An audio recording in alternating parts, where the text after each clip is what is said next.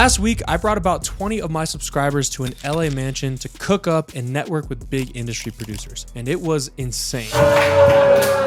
We had producers who worked with Drake, Beyonce, Kanye, Future, Lil Baby, Glorilla, Don Toliver, and so many more pull up and collaborate with a bunch of up and coming producers. We even had the opportunity to go to one of the craziest studios in LA, and on top of that, visit Sony Studios and play beats for the label at their headquarters. It was an amazing experience, but before we get into all of that, let me explain the concept of the week. Essentially, for a long time, I've seen people doing these kind of camps, someone like Stafford and T9C, who essentially get a bunch of people to stay all in one mansion for about a week, and everyone cooks up, networks, and pretty much lives together for that week. So I wanted to take that idea and kind of put my own little spin on it, and instead of just having a bunch of up and coming guys networking with each other, I wanted to also bring all my big industry producer friends who live in LA to the house so that these up and coming guys could work with them and hopefully step their foot into the music industry. And I had seen T9C doing something similar to this in Europe, so I actually DM'd him once to ask him how the camps were kind of doing, if they were successful, and he said they were, and a little bit later he hit me back to do a collab camp. We agreed to do one when the time was right, and after a few months had passed and we weren't as busy, we booked the Airbnb. Then we made a submission form where people sent in their music, why they wanted to come to the camp, and all that kind of stuff. Posted it on my Instagram story, his Instagram, and then we started inviting people once those submissions started coming in. And within a few weeks of posting those Instagram stories, we had sold out all the spots to the camp, and it was just a matter of time until the camp started.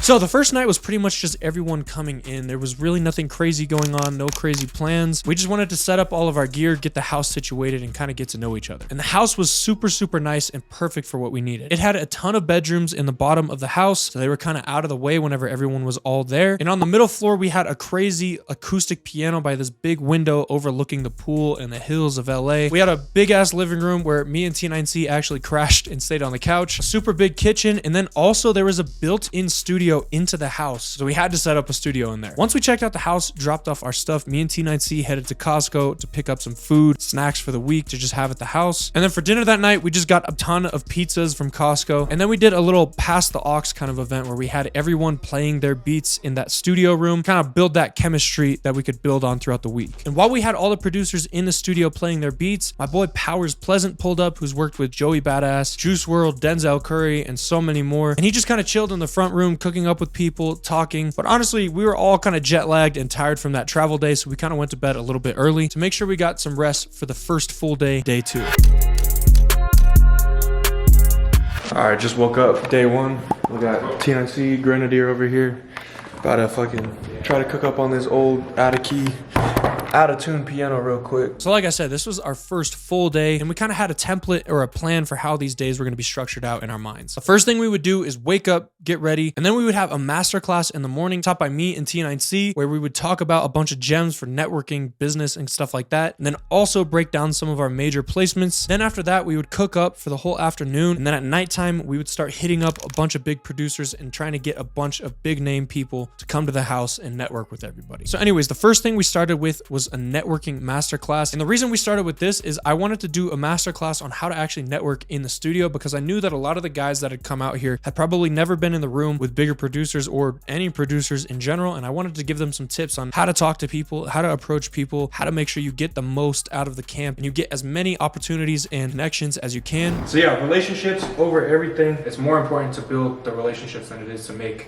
1,000 beats while you guys are here. My mindset, whenever I've been in your guys' shoes and I'm going to a camp, I'm always like, I'd rather meet all these people that I'm gonna work with for the next 10 years than like be so stressed about getting like a beat or a song or whatever placed like right here at the camp. Real quick, before we get into the rest of the camp and all the crazy stuff that happened, if you click the first link in the description down below, I dropped the LA files, which is a bunch of uncut footage from this camp, exclusive videos of me cooking up in the studio, all of these master classes uncut. You get all the gems like you were sitting in the room with us. Gonna talk about networking, how to build your online brand, how to make money as a producer, breaking down Drake songs, Lil Baby songs, and so much more. So if you want to check that out, the first 50 people will be able to get a discount. It'll be the first link in the description down below. But anyways, let's get back into it. So anyways, once we finished the masterclass for the day and the placement breakdown, it was time to cook up. And one of the first things I cooked up was one of my favorite samples that we made the whole entire trip with my boy Juice. What I started doing during this camp is I brought my Chroma Console guitar pedal from my studio to the camp, and I was taking these other producers' full finished melodies, like this one right here.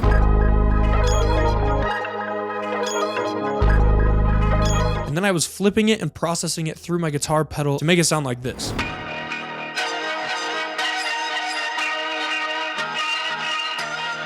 Sounds pretty crazy, and here's some more clips of that. Well, I took his whole loop, even with the bass line, and then put it through the guitar pedal, so it like, yeah, okay, that's crazy.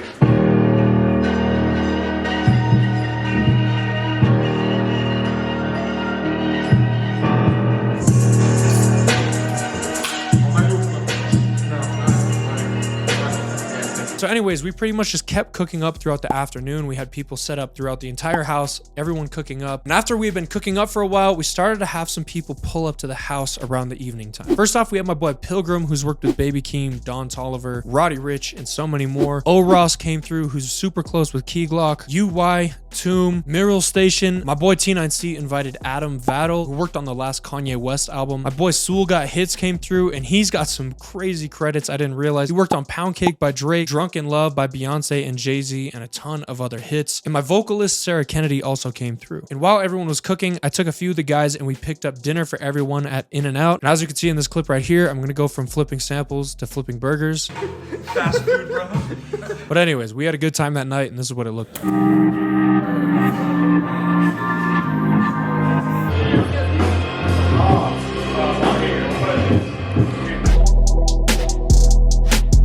And at some point, I noticed that Adam Vattel had a bunch of people circled around him, and he was talking, giving a bunch of game on how to produce stuff, telling stories from behind the scenes, working with these big artists. And I thought it was super, super cool to see that these bigger guys were super down to earth and super down to just talk and network. But after we all cooked and talked for a while, we kind of got a little tired, winded down by playing some Mario Kart, and called it a night. Oh my god, I speed boosted myself off the track.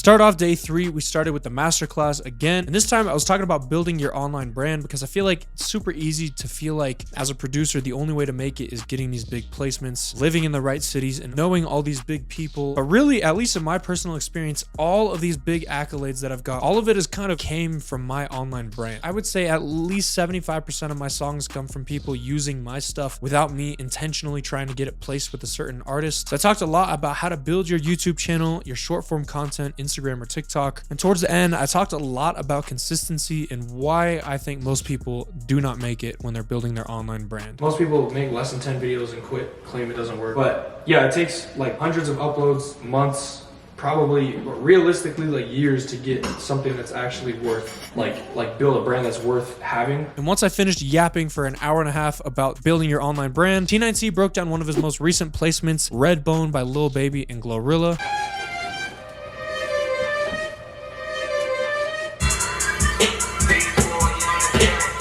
And once he finished breaking that down, everyone went back cooking up all around the house on all the different setups. And I was just chilling on the couch trying to figure out what food I should order for the night, figuring out catering and all that stuff. So I sat there for a while looking at different restaurants and figuring out what we could cater for 20 plus people. And like I said, everyone was just kind of cooking up, working with each other, waiting for these big producers to pull up at nighttime. All right, y'all, welcome back to the channel. A little different video today. You feel me? Got my man, I'm sorry. I'm playing. We're cooking some shit a little bit right now. We're just kind of unwinding, kind of chilling. My name's Jack, by the way. Prosper Beach. Shout out, follow the tag in the description below if you can just description. Yeah, gangster. Type shit. Some super dope guys came through this day as well. My boy Ghost Rage, who's worked with Future, Lil Baby, Glorilla, and a ton of big artists. Daniel Morris, who's got some crazy reggaeton placements, songs with A Boogie, NLE Choppa, and a bunch of other guys. UY pulled up again. Lucas Quinn pulled up. And at some point, I texted my boy Greg, who works at BeatStars, asking him if he knew any producers that were in LA right now who would be down to, you know, come and cook up. And almost instantly, he put me in a group chat with Hit Kid. If you don't already know who Hit Kid is, he's huge. He's essentially the guy who's responsible for blowing up Glorilla. He did her smash breakout hit FNF, produced the whole thing, and was even listed as a primary artist on that release. So given all that, I know that he's a busy guy. I really didn't expect him to pull up for long, but he was actually super down to earth and super cool. He stayed in that little studio room cooking up with almost every single person from the camp for like 12 hours straight.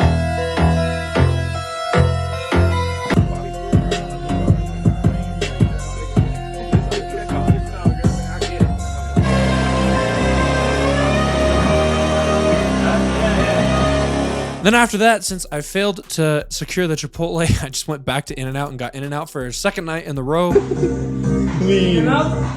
And then around that time, Ghost Rage pulled up, and almost immediately he started breaking down his part to the beat to Glorilla's I Ain't Going, and also his song with Nav, Weirdo. It was the only placement that I've ever had where like shivers actually like went down my arms when I heard it. And like I think it's cool that like she's promoting basically like an anthem about like anti-domestic abuse, and the song is fucking good. The original loop was this.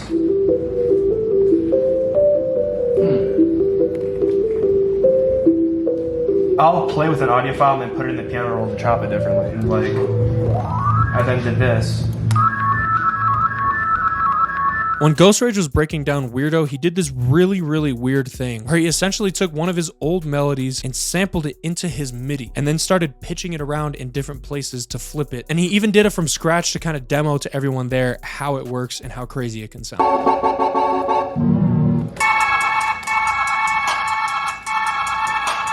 And I just fuck around with the piano roll.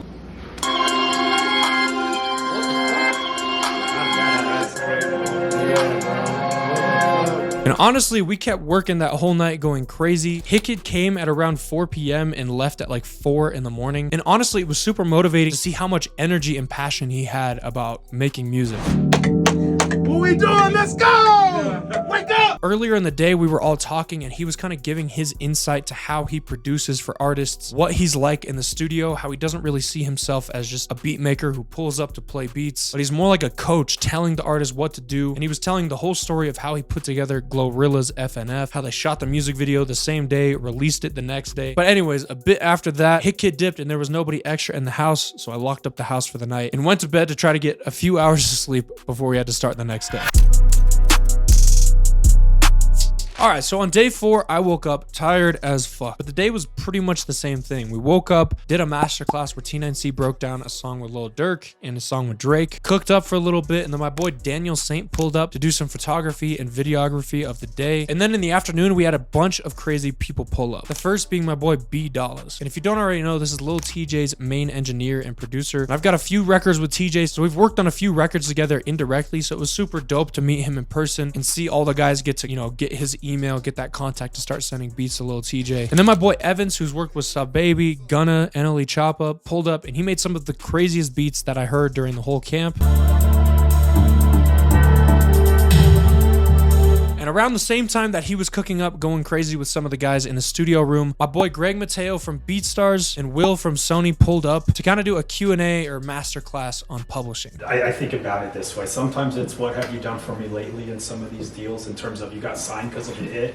That hit last 5 months. Yeah. Dude, you're in a deal for 6 years, right? And so that excitement that got you in that deal might not be the same way a year later. This even goes for artists at labels. You got to continue your momentum. We pretty much just talked about a bunch of the misconceptions of publishing, the difference between co-publishing deals, admin deals, how to make sure you're collecting all your royalties. And once we finished giving the class and they finished answering and talking to some of the guys about questions that they had, Will talked to me on the side and told me how impressed he was with the camp and all the people that I had brought together, and said that if we were free, we could go to the Sony headquarters, the brand new studios in LA, and have everyone play their beats at the label headquarters, which was crazy. So we were definitely going to do that the next day. After they talked to some of the guys for a while, giving them tips on publishing and all that kind of stuff, my boy Dunk Rock pulled up, which if you don't already know, he produced Fuck You Mean by Gunna, some other Gunna records, and he's such a good, chill guy, so I was definitely looking forward to having him pull up. And before this, I was actually talking to my boy Juice and Damon, who came to the camp, and they were talking about a little networking tip that they were using during the camp that I think you guys could definitely use if you're ever in the studio with some of your friends trying to network with some bigger people. Essentially, what they would do is instead of, being like, yo, my name is Kavi, I make crazy loops, they would have their boy say it for them. So instead of just saying, yo, I make crazy loops, my friend would say, yo, you gotta work with Kavi, he's got the craziest soul loops. It just comes off a little bit differently. Getting a cosign from someone else, it just comes off more organic and less like you're trying too hard to network with them. And I've definitely used this before, but they put it into words and something kind of clicked in my brain. And my boy Pablo has some of the craziest Gunna type loops that I've ever heard. So whenever Dunk came in, I had to connect them. I had to pull that kind of maneuver and make sure he got that connect. But anyways, once Dunk Dunk Rock came in, I had to go pick up some Wingstop for everyone, make sure everyone ate, because after that, we had to leave the house and head out to Paramount Studios, which is one of the nicest studios in LA. Right when you walk in, there's so many plaques on the hallways. We got stuff from The Weeknd, Bruno Mars, Lil Wayne. There's even pictures of Tupac, Michael Jackson, Quincy Jones, people like that in these studios. And we booked the biggest room in the building. And when you walk in, that room of the studio has its own lounge. Then there's the main room with that huge console board, make you feel like you're, you know, some crazy engineer, all that to just play some basic ass trap beats. We also had this crazy live room with a real organ and a crazy real acoustic piano.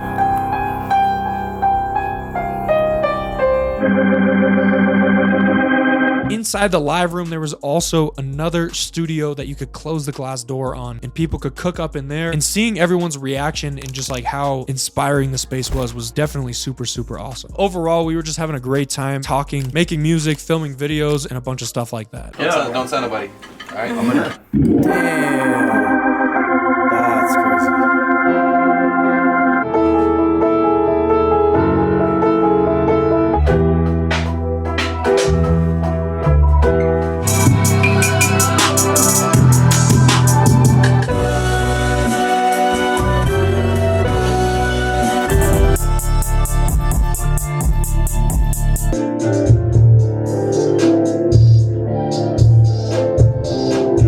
Beat that Pablo and Dunk Rock were cooking up was crazy, and I could just tell that the chemistry between the two of their sounds were gonna work super, super well together. It was honestly just so cool to see this guy, Pablo, that I've been working with for a few years, be able to work with someone whose sound that he really fucks with. And I feel like seeing Dunk Rock and Pablo work together just kind of switched something in my brain, and it started to really settle in that I was actually really helping people. And what started as something that just seemed like a fun thing to do for a week started to turn into something a little bit deeper and a little bit more meaningful. Seeing people get excited whenever they were working and cooking up with a big producer in the studio, taking photos on their phone and all this kind of stuff. Even hearing from the big producers whenever I would walk them out, how inspiring it was seeing that I, you know, organized all these people together and put the whole thing together was just super inspiring to see. This was by far the best day of the camp at this point, at least in my eyes. And I'm not sure what it was, but it felt like something about this day, something kind of changed. It felt like we went from a group of random producers to a bunch of friends that were just living with each other, making music, shooting the shit, and just fucking around. All right, so on day 5, like I said earlier, Will had invited us to the Sony Studios. And I just want to give a shout out to BeatStars Publishing and Sony Publishing for one, just being an amazing group of people that I work with, but also letting us come through, see all the studios, and give all these guys that came the opportunity to play their beats at the label headquarters. So anyways, we got there and we got to look at all the brand new studios. This building has only been open for a few months and it looked so sick. In the biggest studio, there's been artists like Beyonce who've recorded in there already. So Will walked us around the whole headquarters and kind of showed us everything. And then we all headed into a listening room with Will, where everyone got to play one of their best beats for Will and get his contact information so that they could send beats to Sony for all the artists that they're working on developing right now.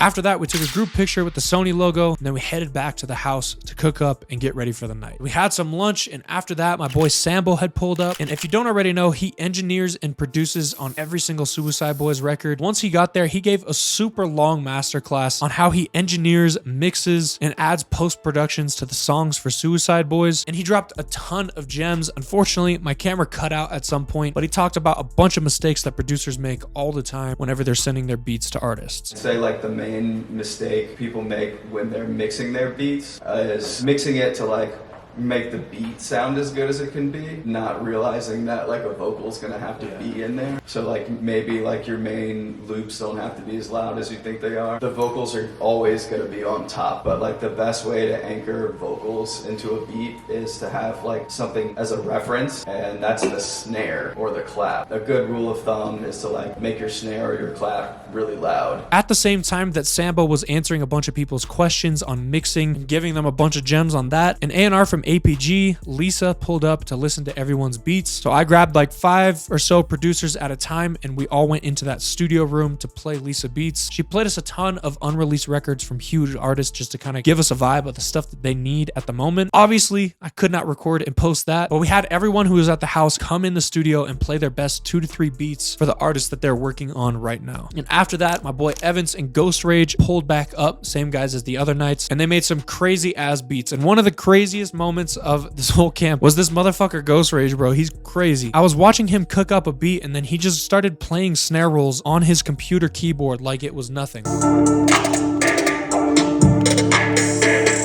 Later, my vocalist Sarah Kennedy and her friend Jilly, who also makes vocal samples for companies like Splice, pulled up to cook up some vocal samples. And one thing that I thought was super funny, Sarah came the first night, talked to everyone, just kind of got the vibes. And then when she came back on that last night, she walked in the room and the first thing she said was, "What the fuck happened here?" The first night, it was so professional. Everyone was, you know, a little bit reserved. And the last night she came, she said it was like a bunch of friends who had known each other for years, just fucking around and having a good time. And honestly, it was true. I didn't think that I would get this close to that group of guys in just a few days, but working with all these people and making these super solid relationships throughout the week was honestly one of the most inspiring experiences that I've had in a long time. Anyways, after talking for a while, we wanted to make some vocal samples with Sarah and Jilly, but we had a little bit of a problem. We couldn't really put the microphone onto the stand. So shout out my boy Grenadier, because he came through with a crazy idea and he grabbed the trash bag from the kitchen and tied her mic super tightly to the mic stand. So we were literally recording vocals into the trash. This trash bag is so funny. It's so funny. But even with that janky ass setup, we went crazy and made a ton of vocal samples. I don't know why. I don't know why. I keep singing these songs about you. Every time I see you, I don't want the preview. I need you. Touch you.